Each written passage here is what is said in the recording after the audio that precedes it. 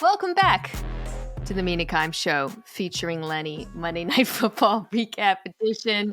I'm joined by the man leaning back in his chair because we attempting to make my forehead look smaller. Yeah, if you're not watching on YouTube, sorry, that's what's happening. That's Domonique Foxworth, who looks great. I saw you on, I think it was Get Up this morning, saying that Jalen Hurts had pretty privilege. Speaking of looks, like that take. Yeah. We're going to talk about the Eagles today. They are in our winners category. It's not Jalen Hurts in particular who is, but we're going to talk about them. We're going to talk about the Bills. We're going to talk about all of a couple of Woofs as well. But before we get to that part, we are going to talk about the 4 teams that played in Monday Night Football, one of which is now in contention for the 1 seed in the Vikings. Another one of which is still in the playoff hunt in the Falcons, though it's not feeling great. And then we can talk about the Bears and the Raiders' future. Let's start with Bears Vikings and talk about the Vikings first, because Domonique, this kind of snuck up on me, the fact that they could very well come out of this with the 1 seed. Now they would have to win out, and their final game is against the Lions, which sets up a potentially incredible season finale. We're going to talk about the Lions a little bit later and all of their injuries, but when you watched the Vikings win last night, and it was never close against Chicago, did they feel like a 1 seed team to you? Did they feel as dominant as the other top teams? Yeah, I mean, they felt like they were in control. I think it snuck up on everyone, and didn't just sneak up on you. Like the idea that the Lions could go from 1 to 5, and it's a realistic possibility given what's left in the season. But yeah, I think to your original question, this year, hell yeah. Like when you look around the league of the real contenders, most of them, with the exception of probably the Eagles, feel like they have a pretty glaring weakness.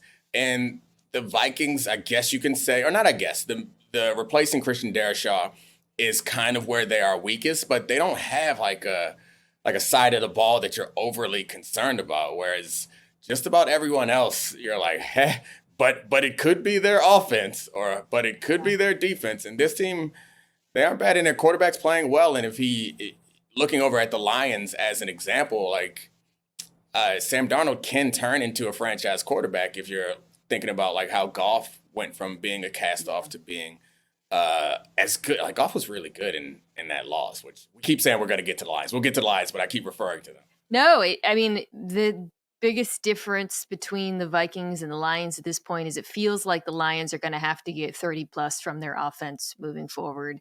We're talking about the playoffs.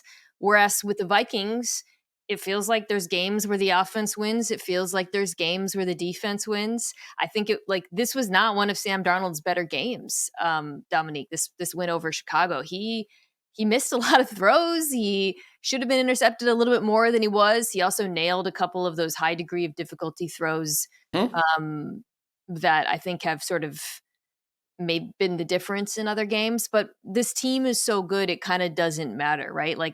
There's different things they can lean on. They can lean on their defense, who was fairly dominant in this game, or they lean on the run game. That was the thing that struck me watching. I thought this was one of Aaron Jones's better games.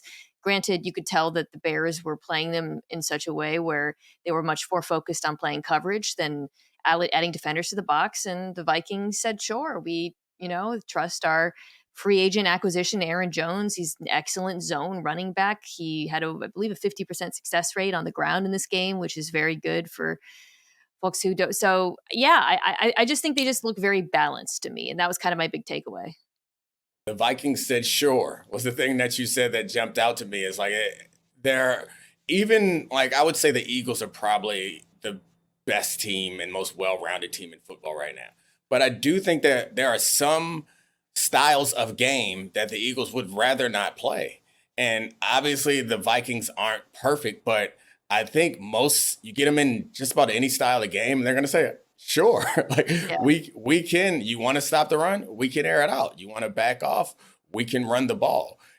You want to quick game it? We don't have to blitz because like they didn't blitz a whole bunch last night, or not crazy blitz like they normally do or like we've come to think of them. And they just seem to be a team that's pretty flexible and feel comfortable in multiple styles. And if they get home field, in that bye, which is very doable considering that God knows who is still left on the Lions defense.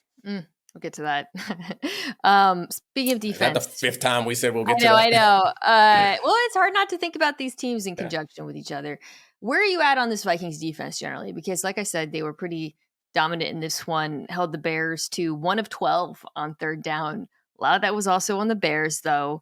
But I thought, like, you could see compared to the last time they played Chicago, it felt like they were very much in control. Caleb Williams seemed very out of sorts with regards to what they were doing with their different pressures and coverages. Bears offensive line struggled to pick things up, but some of it too was just like straight up winning with a 4-man rush. Jonathan Grenard had a huge game against, admittedly, the backup left tackle Yeah. in Chicago. My general feeling, I know I asked you, but I'll give my take first, is they're a team of good, not great players who win with scheme. And I think that's probably enough given the landscape of the NFL right now.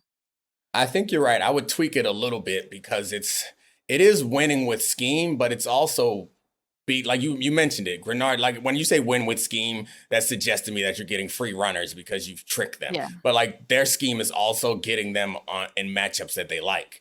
And so while they don't have a Micah Parsons where you like every matchup, they do have matchups that they like. And it's running Grenard over the center or getting them in a situation against the weak tackle. Like they find these situations to create overloads and push lines. So it is scheme dependent to some degree, but they still have guys who can win in one-on-one. So I think to your point, they very much were in control in that game on Monday night. And I also would throw in there, I remember early in the season when we first started to kind of pay attention to this defense, reading about them, they talked about how in the course of the game, they would tweak things.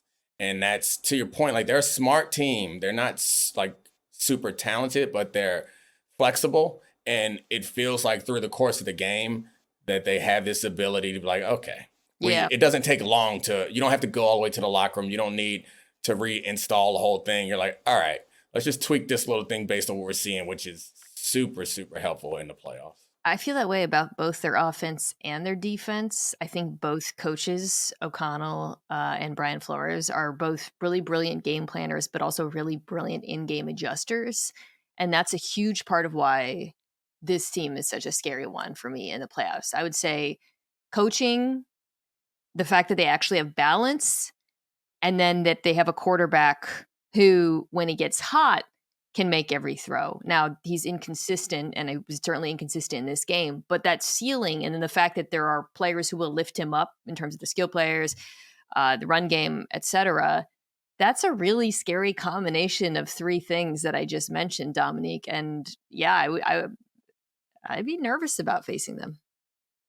Times when I think about like all these different skills that they have from the coaching and the team's flexibility, I sometimes just think about that. Was it 4th and 15 when Justin Jefferson, they were playing against the Bills and he made like a 100 catch in double coverage where it's like, they also have that. Yeah, right. They also have break glass in case of emergency, throw it at 18. And that's a real nice luxury to have. I'm telling you, the combination of Jefferson and Addison, I think, is being a little bit slept on. How it actually I don't think Addison gets talked about in that 1B category of like a Devontae Smith, for example, in Philadelphia. But I'm starting to think he belongs there. He has really blown me away this year. You see how he drew another DPI downfield. He's got a little bit of the new age Torrey Smith in him, getting these deep DPIs, which is his skill, by the way, but also his toughness.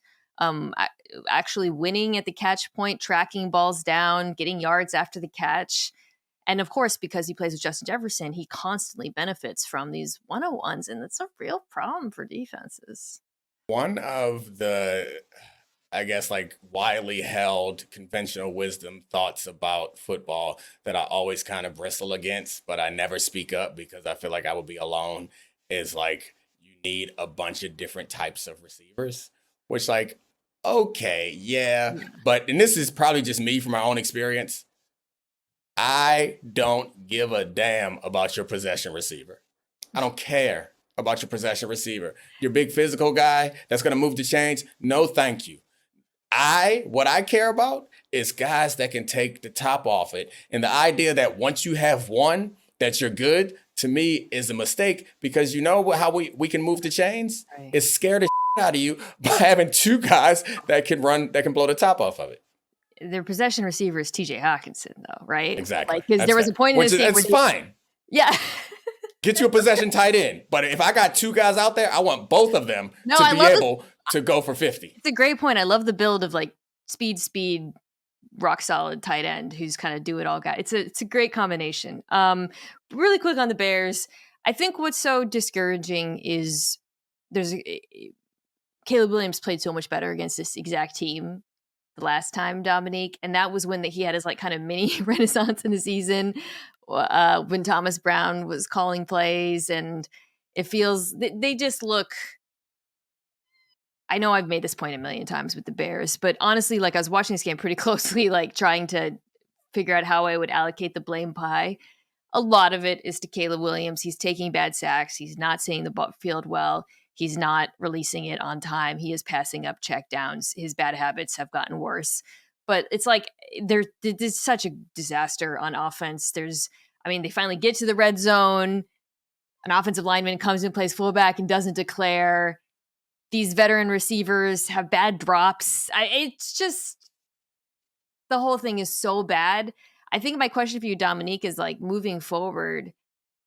Do you think a new coach is going to fix this, or do you think there also needs to be some rethought, some reconsideration, given to the players on the roster? Yeah, I mean, I think there always needs to be reconsideration given to players in the roster, but you're not going to be able to overhaul the roster this offseason. And I generally think that all NFL rosters are good enough to be competitive. Like, no one should be getting blown out. So, and this roster is included. I think the weaknesses that they have are along their offensive line. I think the glaring weaknesses, and I think some of the receivers, there could be a better mix. But we just talked about what I want in receivers is I want scary dudes. But another coach might want something different. And if you're dealing with someone like Caleb, then maybe that is the reason for a possession guy, because you want to break him of this habit of thinking that every play can be a home run. But I think I've talked to you about this before. I think the Bears need to be careful about choosing their next coach based on his ability to coordinate offense or their belief that he can develop a quarterback. I think we see time and time again that good head coaches can come from just about anywhere, like coming on the heels of Dan Campbell, just like giving everyone a motivational speech through the media that made everyone feel like they wanted to run through a wall. Like, I can't imagine Dan Campbell has any idea how to develop a quarterback, but the man's a good coach and a good head coach and a good manager. And I think that's, you look around the league and you see a lot of guys whose background is not in designing offense, but they are still happen to be some of the best coaches in football. I think what's tricky, Domonique, is Dan Campbell's, to me, the perfect example of you got the culture builder, the team builder, all of this stuff. He also picked an offensive mastermind in Ben Johnson and elevated him.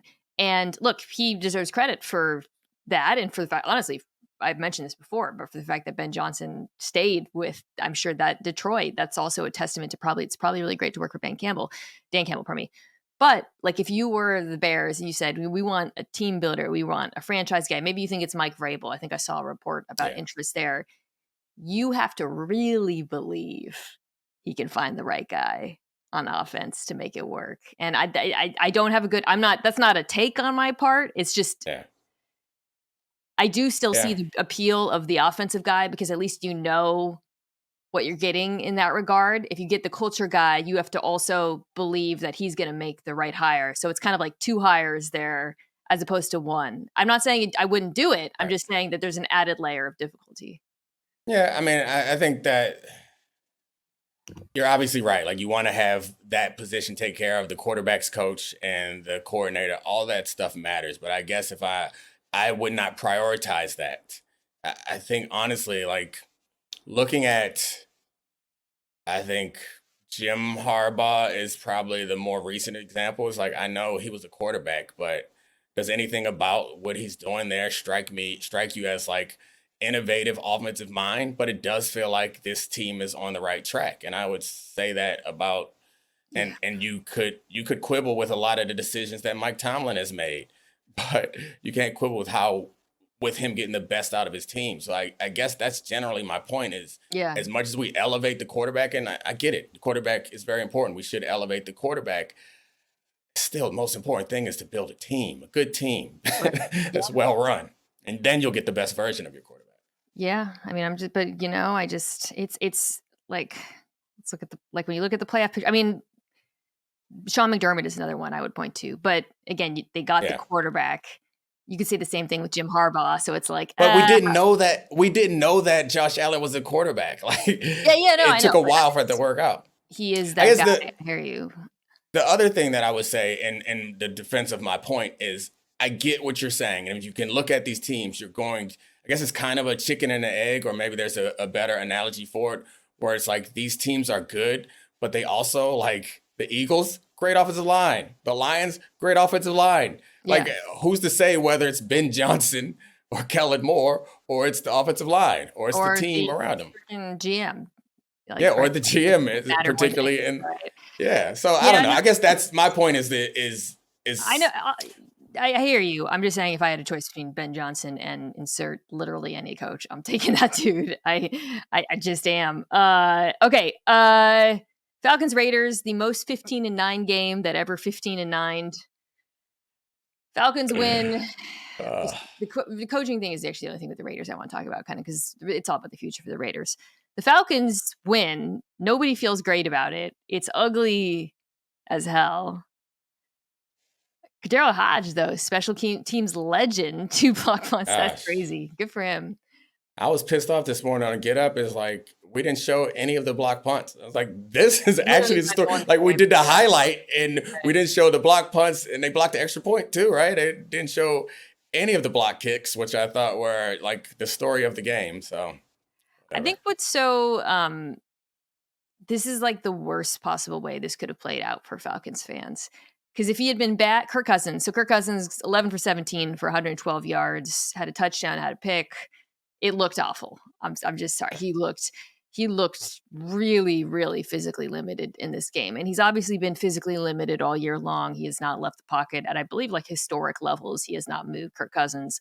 But there were points in this year, the Bucs games obviously come to mind, where he was kind of just sitting there and slinging it all over the place. And even that appears to be degrading. His decision-making also appears to be degrading. And it's really the opposite, Domonique, of what I thought might happen, because I thought either Kirk comes back and he's awful and you realize, oh God, this Achilles is not a thing, or he comes back and he struggles, but he gets better as the season goes along. And then it's the decision it's almost like the opposite happened. And it's like the worst possible situation for Falcons fans, because the quarterback's actually getting worse. You're in playoff contention. The Bucs have the upper hand now. So that makes it difficult for any coaching staff to make the change. So you're kind of in this like weird no man's land. I mean, what do you do? So first of all, before that game, I was watching the pregame stuff, and Kirk Cousins told the sideline reporter that one thing he wanted to do was run the ball more. And I was in the hotel the night before and bust out laughing. Not hand it to Bijan more. He wanted to tuck and scramble more. Wait, no. Yes, that's exactly what I just bust out laughing, and then proceeded to watch him try to tuck and run a couple times and just generally play pretty badly. So I think this is where like delusional confidence comes with being an athlete and being a team. Is like the Lions have some delusional confidence given what's happened to their defense, and it's helped them up until this point. But this is where it gets in the way, because what are y'all really doing? Like, I get what you're saying. We're in playoff contention, but y'all ain't a real contender. Right. There's at least some hope in the unknown. And I don't know if it's a 10% chance or a 15% chance or what, that switching to Penix will improve this team. But it feels like at least you're telling me there's a chance. Yeah. It does not feel like there's any chance that Kirk Cousins is going to improve. But even with Penix, like, this isn't a Super Bowl caliber team. They haven't been good consistently on either side of the ball. I think what bothers me about this situation, or sort of the assumption, there's no way they can move on from him. It's playoff contention. You're in playoff contention or whatever. Yeah. It's just such obviously there's a sunk cost fallacy there, but it's just such old school NFL thinking. Like, the Falcons already did the crazy thing in drafting Penix after paying Right. Kirk Cousins. Yep. Now you actually have the opportunity to justify that decision. I've said this. I didn't agree with the draft pick because I thought in conjunction with the contract it made no sense. But they have actually there is a situation here where I would have to put my hand up and say, well, I see why they did it. If they so there's that. There's also the I fact mean, I've seen people say, well, we rush these young quarterbacks in. Two issues with that. One, Michael Penix is not a young quarterback. I mean, he's 24 years old. Not just that, he's played. I saw someone, Ty, I forget his last name, posted this. He's started more games in college, and when you count college, than Anthony Richardson. He is like the definition of a quarterback you don't have to develop. And two, the Falcons are a good team. Like, I'm watching them last night thinking guys are open. Skill players are winning. The run game with Bijan Robinson looks fantastic. I know that they have some quibbles and injuries, the offensive line. They're not that bad. This is not a Bears situation out there. It's absolutely a situation that is fine for a young quarterback. So you're not going to ruin Michael Penix by putting him in for these last 3 games against bad defenses. yeah, I mean, I guess you could. I agree with you. So I'm playing devil's advocate to try to figure out why it would be a bad idea, because I don't think it'd be a bad idea. But the best I can come up with is it's like a high pressure situation that he could come into and fail. And like, they did win this game. If you put him in and then they lose 3 in a row and he plays poorly, like that might have more of an impact than if you start with the season. But like, to your point, he's not a baby. I think he'll be all That right. man Like, is I like the think most that, mentally tough NFL prospect of all. Like, yeah. he destroyed both of his knees in college. He gave. Yeah. I think that their plan right now, I'm guessing, is they're just calling it this year, and they're going to put him in probably like week 18 or something once it's obvious that they're out of it. It's fine, whatever. I mean, at this point, it's not a huge deal because, like you said, even if he plays better, they're probably not good enough to do anything in the playoffs because of the defense. Although the defense has played better, admittedly, against a Desmond Ritter helmed Raiders team. Let's wrap here before we move on to winners and woofs. The Raiders now, they're very much in contention for the number 1 overall pick. I believe the Giants, according to the FPI, are favored to get it because of their schedule, but they're right there. I feel like I didn't want to suggest that Antonio Pierce should be done after this season because he was obviously dealt such a losing hand. But he has really made a lot of mistakes in running this team, Domonique. Week after week, Tashawn Reed, who covers the Raiders for The Athletic, did a great job. He had a piece kind of just going back and describing all of them, whether it's like bad punts or game management. In this one, timeout usage. It's just been a tough go for him. And I feel like assuming that they take a quarterback 1 or 2 overall, I know this goes back to our earlier discussion a little bit, but you got to make a change at the top moving forward. Yeah, I mean, it's hard to make an argument for Antonio Pierce.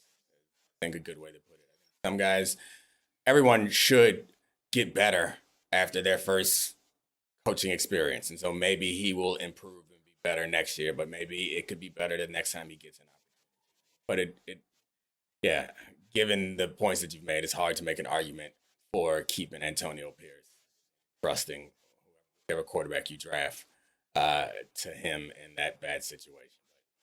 Situation's so bad. It is rough. I mean, I was So thinking, bad. watching them against Atlanta, they're so injured. Obviously, you lose Max Crosby, who I think had surgery today. But, so many of those defensive linemen out, Wilkins, Kuntz, players in the secondary. It's just, they've been a tough team to evaluate. I think spinning it forward, they're going to be an interesting one as we consider like what good situations are for quarterbacks, because there's players, there's skill players. Obviously, Brock Bowers is a superstar at tight end. You have decent receivers, but There, I don't know. sincere Yeah, before, I don't know. It's tough. Okay, let's take a quick break. Come back and talk about some winners and woofs. from the weekend. Why should you bet with Caesars Sportsbook? 2 words: Caesars Rewards. Every bet brings you closer to the types of benefits only Caesars can offer: hotel stays, VIP experiences, sports and concert tickets, and more. It's not just an app, it's an empire. All right. You go first with your winner. I like the exact choice you made. Yeah, AJ Brown is my winner because he made some noise and it was better for everyone. The result of AJ Brown's complaining, and I made this argument last week when everyone was saying it's the return of the diva wide receiver. I was like, yeah, maybe he is being a diva wide receiver, but he's also right. Yeah. And we saw a better version of this offense where they had 2 100-yard receivers, and it was a more balanced version of this offense. And of course, when they had the game in control, they did what they do best, and they had long drives in the second half. It was so impressive a win against a very good defense, a good run defense too. Yeah, really impressive offensive performance given the context. You talked about those drives in the second half. Steelers had only 2 drives on offense, which is the first time that has happened since 2009, according to Stats and Info. But that last drive, Domonique, what struck me, like, I think if I told you that, you would assume the Eagles just ran the ball, grind them out, grind it out. And that happened to some degree, but they also had to convert on third down a few times, including early on, because the drive started from their own pretty deep in their own side of the field. AJ Brown on a slant on 3rd and 6. And I'm watching that and I'm thinking, yes, like this is, I know, again, like this Eagles team can run the ball and grind you out. And if it's close in the fourth quarter, they're probably going to win, especially if you punt the way Mike Tomlin, who by the way deserves some criticism for that, did. However, it's the balance. They have to be balanced to deliver on the promise of this offense. And that certainly was the case, in this game. The other thing I want to say about AJ Brown is, like, it was early on in the game. Joey Porter had him in really good coverage at one point. They were playing man.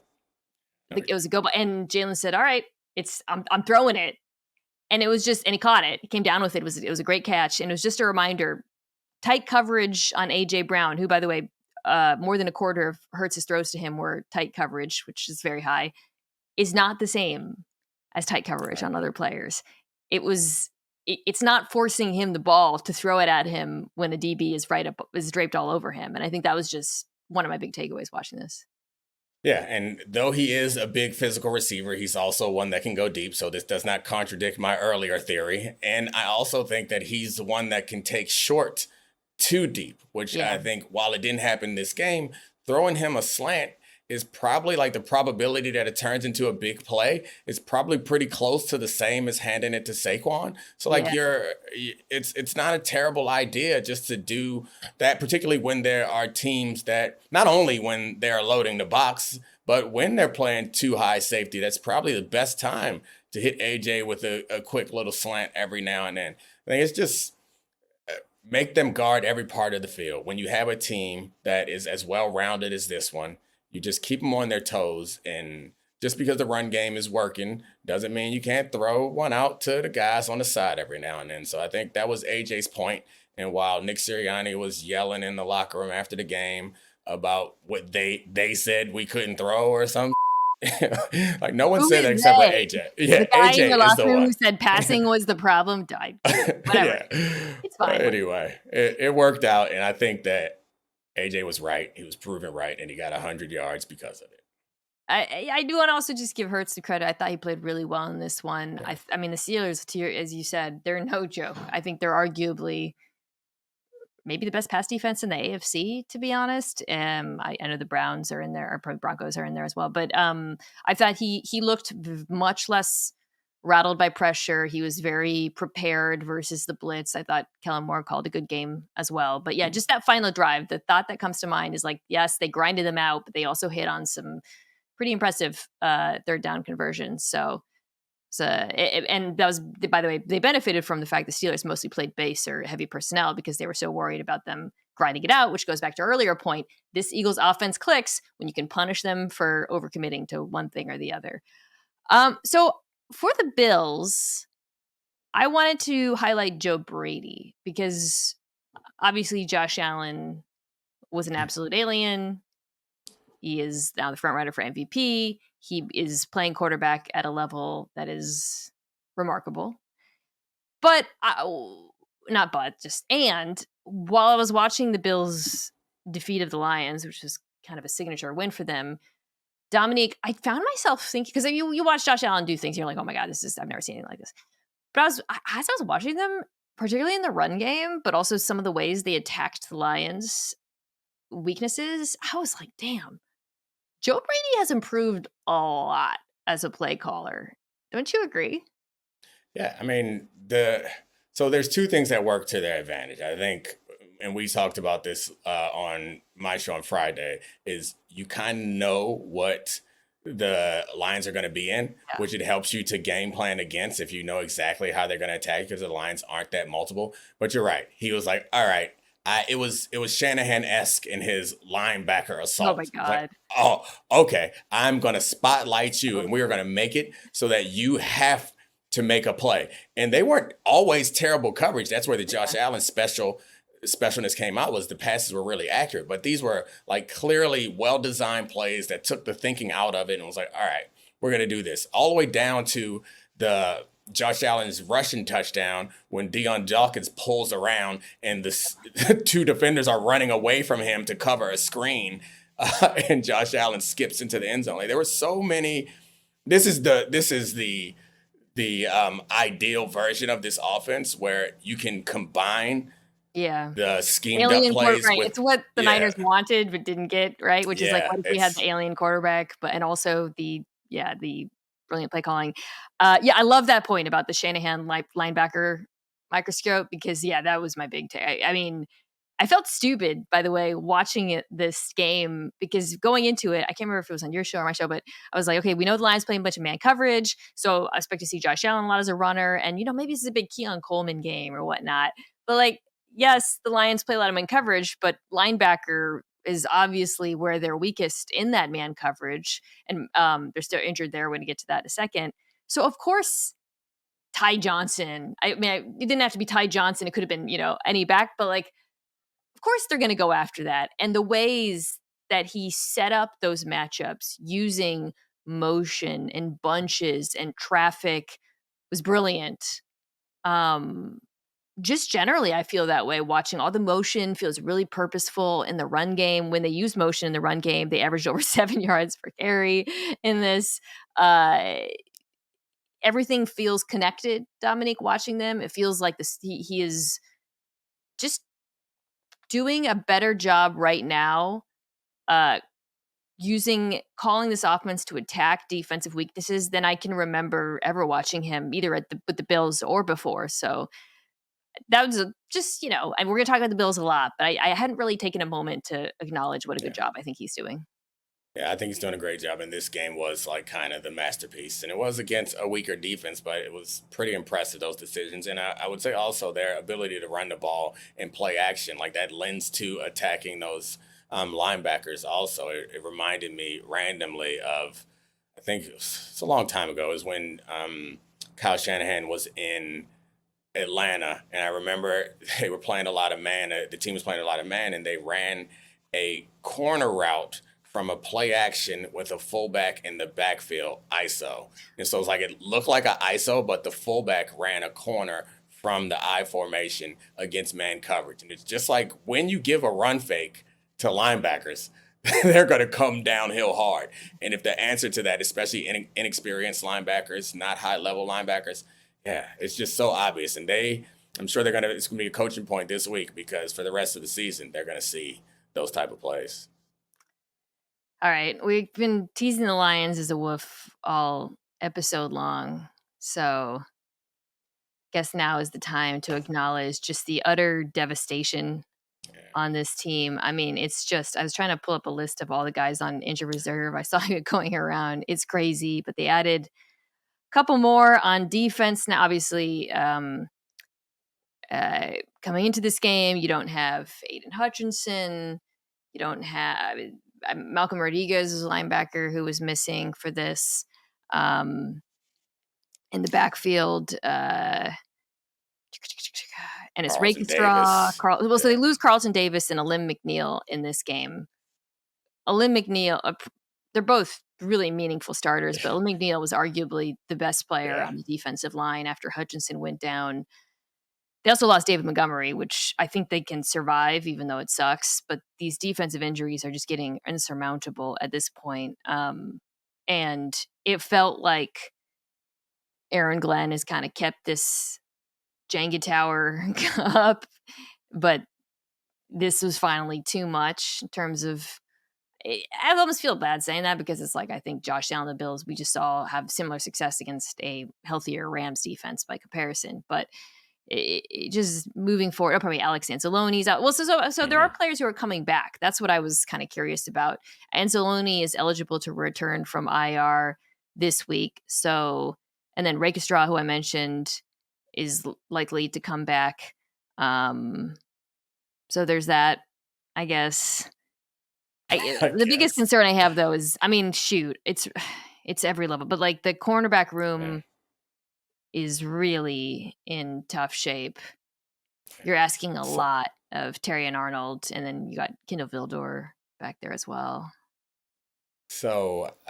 I think we've talked about this before. Generally, my philosophy is about like defense in particular is you really want to have a really great unit that you can put pressure on them to take pressure off elsewhere. So like you see great defenses, it's often like an incredible defensive line so you can play coverage, incredible secondary so that you can blitz and be aggressive, or it's some incredible safety so you can take pressure off the corners. Like you need somebody somewhere to be able to game plan to your advantage. And it's like you lost Hutchinson, which was like, all right, we know that they're going to account for him. So that means we can blitz away from it or we can use that to our advantage. And like Carlton Davis, we know that we can trust him.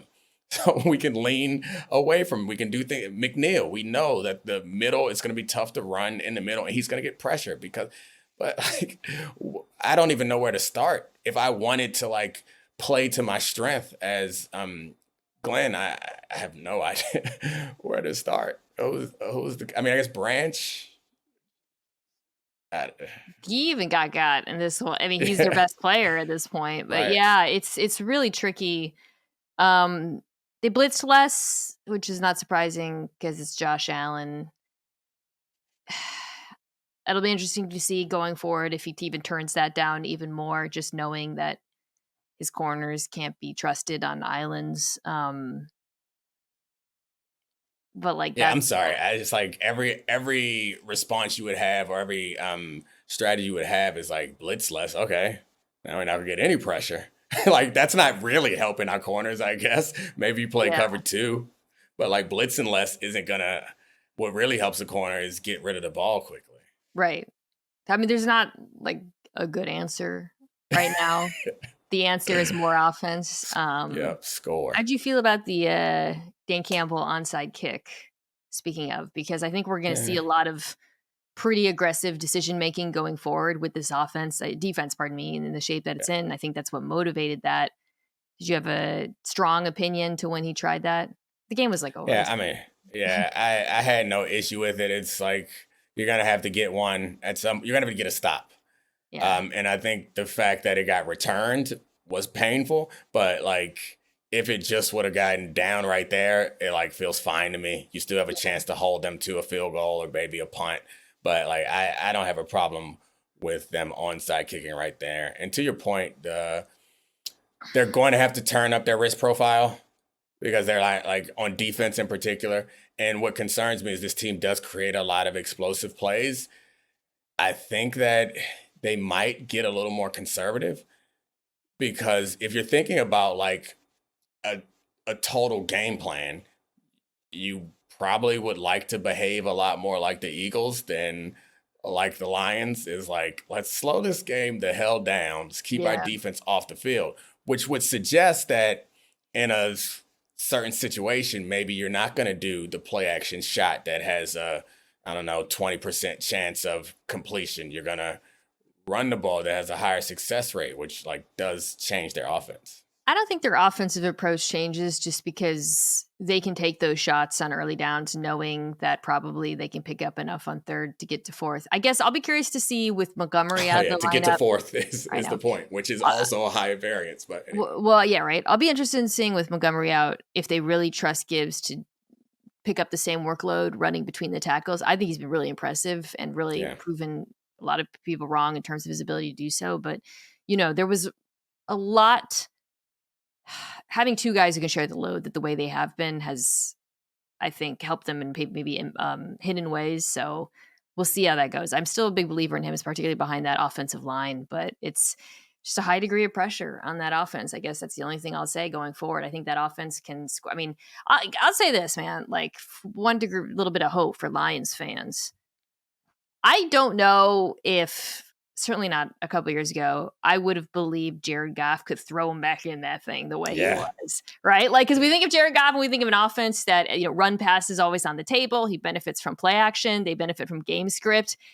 He was trailing to an alien that entire game, and he kept on slinging it. And he made some very impressive throws over the middle of the field as he does. But like, if I'm a Lions fan, maybe that's the one thing I come out of this feeling better because like you had Goff in the situation that I think most people, not most people, but a Right. lot of people believe he can succeed in, and he was excellent until the very end.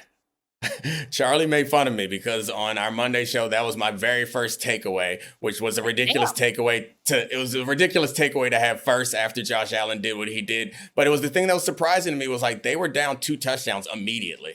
Yes. And what I saw from Goff, and like it was even him running with the ball and then him running to draw the linebackers up to hit him over top. It's all the stuff, it's the playmaking stuff where we're like, no, generally we don't think of him as a guy that's capable of that. But him showing that he can do it when asked in a big game, like that's really encouraging. I hate to harp on this, sorry, Falcons fans, but you really see the contrast between a pocket quarterback who can Yeah. move to some degree and Jared Goff and one who can't in Kirk Cousins because, not that much is needed from him in terms of playmaking, but even the ability to do those small things. And when he ran for that first down, he can run. Do you ever think about how dumb football was? It's kind of like how it took basketball a while to get around to the 3-point shot of like not having guys with Right. athleticism, like not being the standard. Charlie goes off often about how he thinks Bo Jackson, a baseball player, would have been the best quarterback in football history if coaches had sense back then.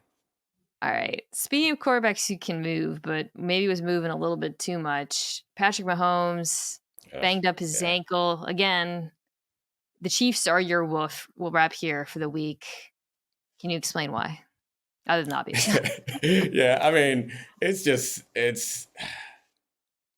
I've been on this for a while, and I think the funny thing is you hear the loud voices reacting to you and acting like you're crazy, but I think that most reasonable people recognize that the Chiefs are in a really tough situation this season, and it seems to be getting tougher and tougher.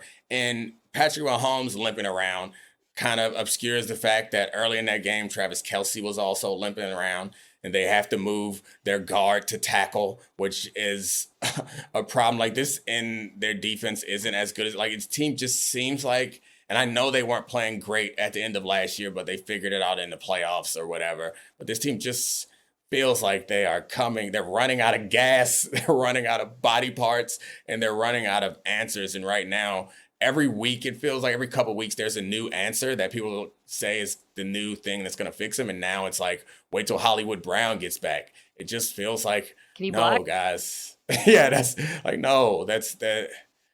I would go back Yeah, to you and I have been podcasting together, doing programs for a long time.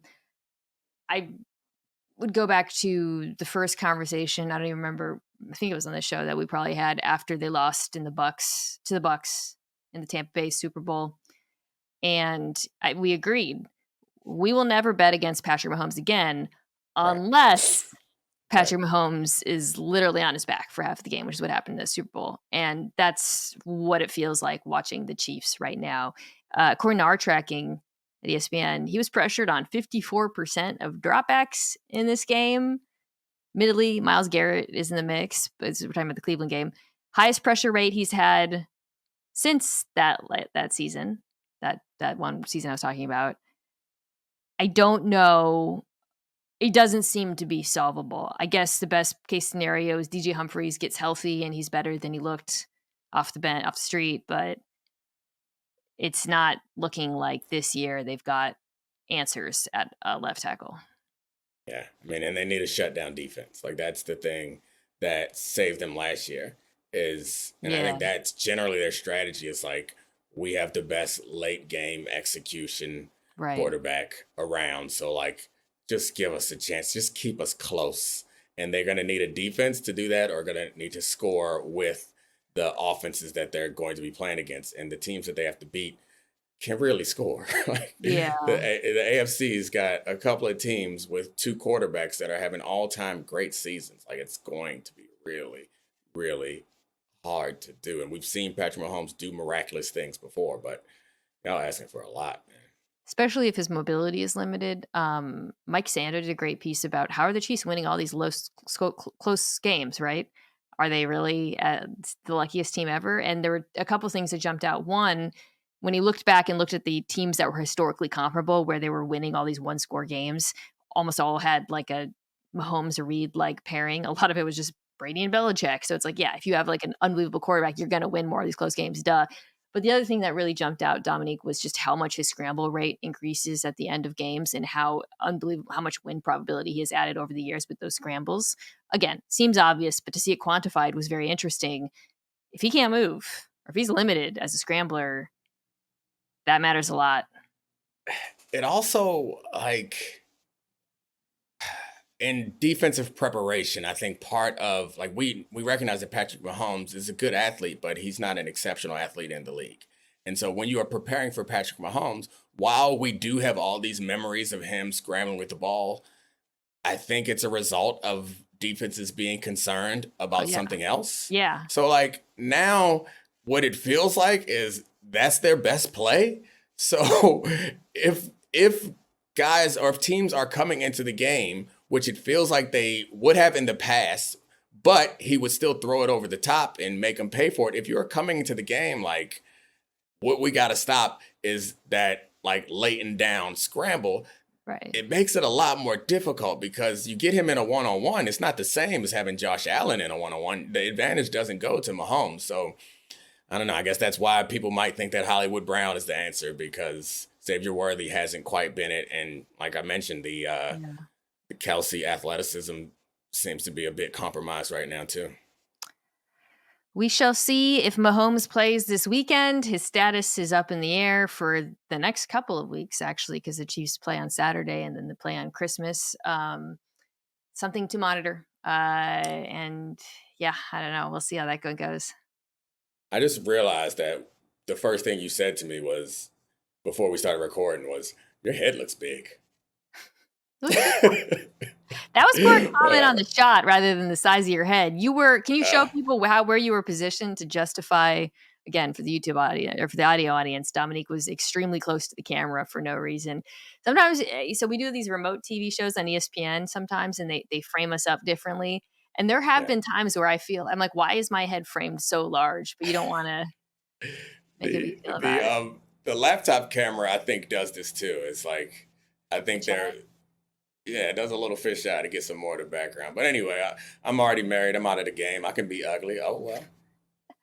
Also, something tells me the vast majority of the Mina show featuring Lenny audience is not one that's maybe, I don't know, maybe I'm wrong. Maybe they are very invested in your the visuals. I would argue that maybe of football podcasts, yours might have a higher number of people that care how I look. I hope so. However, generally, mostly people don't give a All right. Well, if you do care, you guys can check out the Domonique Foxworth show wherever you get your pods, in both audio format and on YouTube. You can also check out this podcast out, on YouTube as well. I will be back on Thursday to preview this upcoming slate of games with Nate Tice and Charles McDonald. See you guys then.